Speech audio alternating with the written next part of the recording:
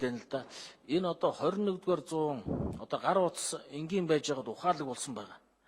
Номын сан бас яг энэ оруулж ирж байгаа хэлбэрээр явах юм бол ерөнхийдөө нэг миний харж байгаагаар нэг хэдэн номын сангийн 50-аар өрсөн, нэг умгар өрөөнд хэдэн ширээ сандал тавьсан хөдөө орнуудад тийм зүйл цаашид харагдаж байна л да. Тэгэхээр дэлхийн нийтэд өнөөдөр номын сан юу болсон бэ гэдгийг та бүхэн сайн мэдж байгаа шүү дээ. Номын сан гэдэг чинь ерөөсөө өөрөө тэр чигээр ухаалаг номын сан болсон. Ганцхан хүн очоод ном унших асуудал тэнд биш. Тэнд нийгэм, эдийн засаг, соёлтой холбоотой маш том үйл арга хэмжээнүүд явдаг. Ийм одоо шинэ ойлголт бий болсон байгаа. Тэгэхээр яг энэ чигээр явах юм бол энэ зүгээр л одоо хуучны хэдэн ном тавьсан музей л одоо болох ийм зүйл харагдаж штэ. Тэгээ би бол одоо Монгол төр бол цаашд бол мэдээж энэ улсын төсвөөс орон нутгийн эрх баригчид номын сангийн үйл ажиллагааг санхүүжүүлэх үйл ажиллагаа дэмжиж явах нь бол ойлгомжтой. Гэхдээ дэлхийн нийтэд номын санг бол хувийн хвшлэр хөрөнгө оруулаад тэдгээрийг дэмжиж явдаг ийм зарчим байгаа шүү дээ. Одоо Америкт тэр Рокфеллер номын сан, Вандербилтийн нэрмжит номын сан гэдэг маш том одоо соёлын төв гэж хэлж болохоор одоо ийм зүйл байна шүү дээ. Тэгэхээр хувийн хвшил энэ салбарт хөрөнгө оруулсан тохиолдолд ямар хэлбэрээр урамшуулах вэ гэдэг энэ зүйлийг бас тодорхой болгож өгөх хэрэгтэй. Яг гоо одоо ажлын хэсгийн ахлагч бол энэ асуудлыг нээлттэй байгаа гэж хэлж байна л да. Би нээлттэй байна гэдэг чинь тэгэл ер нь энэ хувийн хвшлийн тэр их сайхан гаргах сэтэл санааг бол дэмжихэд бол бас дутагдaltaа гэж хувьдаа үзэж байгаа.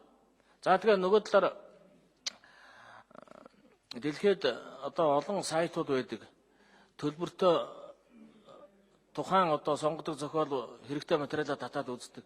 Гэхдээ тийм чухал төлбөртөө орчин үеийн сонгодог зохиол эдрийг тухайн орон нутгийн номын сан татаад олон нийтийн хүртэл болох тал дээр одоо жишээл яах вэ?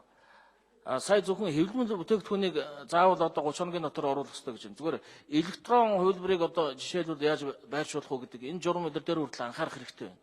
За Отгонбаяр гишүүн та яг зүгээр миний саналууд дээр холбогдлолтой тайлбар хэлчихвэл бас болж байна. Хэвлэмлийг 1 сарын дотор өгдөг юм байж электроныг яах вэ гэдэг асуудал тавьж байна Отгонбаяр гишүүн.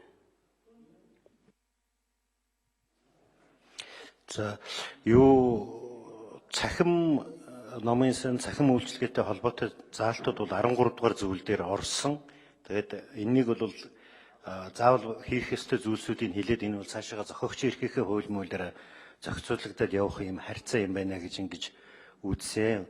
Хувийн хвшлийг бол үйл ажиллагааг юу хязгаарласан юм дэмжсэн ямарваа нэгэн заалт байхгүй зүгээр хувиар номын сангийн үйлчлэгээ эрхлүүл ийм стандартыг мөрдөн шүүл гэдэг ийм эрх эдэл нь ийм үүрэг хүлээн тэр нь бол нийтийн номын сантайгаа яг л адилхан эрх үүрэг зааж өгсөн. Юу урамшууллын асуудал бид нар энэ хуулийн төслийг хэлцэх үеэр яриаггүй ягаад гэвэл улсын төсөвт тийм айхтар нөлөө үзүүлэхээр заалтууд оруулах юм бол бас дэмжигдэхгүй байхаа гэж ингэж үзсэн. За энэ дээр бол юу үндэсний номын санд авах ёстой хувийг л зохицуулах гэдэг үзээд байгаа юм л да. Одоо хэвлэгдэж байгаа ном хэвлэлийн бүтээгдэхүүнээс үндэсний номоос үндэсэндээ авч чадахгүй байгаад байна л да. Жилийн 40 сая төгрөгийн явтай учраас. Тийм болохоор зэрэг энийг үндэсний номоос авъя гэж байгаа. Электрон хувилбарыг цаашдаа бол тусгаж болох байх. Гэхдээ одоогоор үндэсний номоос яг тийм электрон датабейс, найдвартай датабейс үүсгэж чадаагүй байгаа. Баярлалаа гишүүн тодруулъя. Ер нь бол Монгол улсын их хурлаас төрөөс нэг чиг хандлага баймаар байна. За бид хөрөнгө оруулалтыг бол дотоодынхаа хөрөнгө оруулалтыг бол дэмжиж чаддаг. За миний нэр явж байгаа ажлын хэсэгт. Тэгээ та сонсч тань чухал юм ярьж байна танаа намд тий.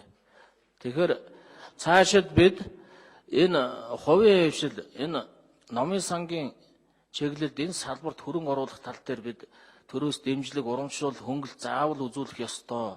Оюу толгой, уул уурхаан бусад салбар гадныханд бол одоо хэдэн тэрбум тэрлэн миллиардаар нь бид хөнгөлт үзүүлдэг. Тэгэхээр Монголын аж ахуй нэгжүүд энэ салбарт хөрөнгө оруулахад бид ямар нэгэн угтаж алхам хийх ёстой гэдгийг хэлмээр байна. За баярлалаа.